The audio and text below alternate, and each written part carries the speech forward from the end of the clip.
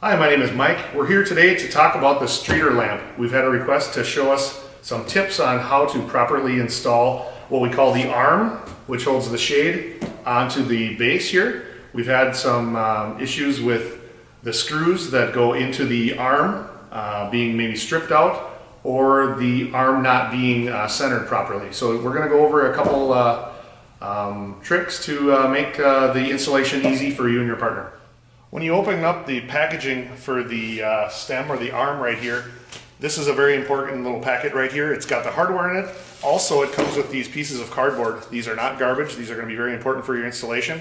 I'll have Dan give me a hand here and we'll show you how and what we use these for. You kind of fold them in half and they hold this up so you can kind of easily prop it up. And again, doing this with a partner makes it quite a bit easier. You can kind of see how the arm sits there then with these little cardboard pieces in. Now that we have the arm piece and the base out of the packaging and we've put down our little cardboard trays, the issue that we had before was we would have someone kind of holding this long arm piece and trying to get it exactly lined up for these holes, and it was either stripping out or it wasn't being aligned properly.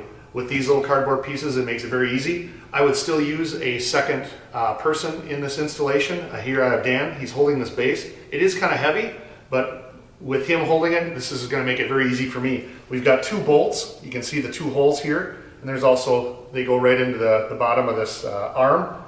Put both of the bolts in, very easy.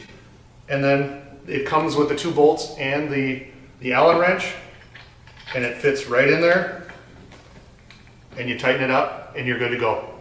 Once we have the base attached, what you'll want to do is stand it up, take the little cardboard pieces off, and the third box that it comes with is the shade, and we just install that at the end of the lamp and you're ready to go.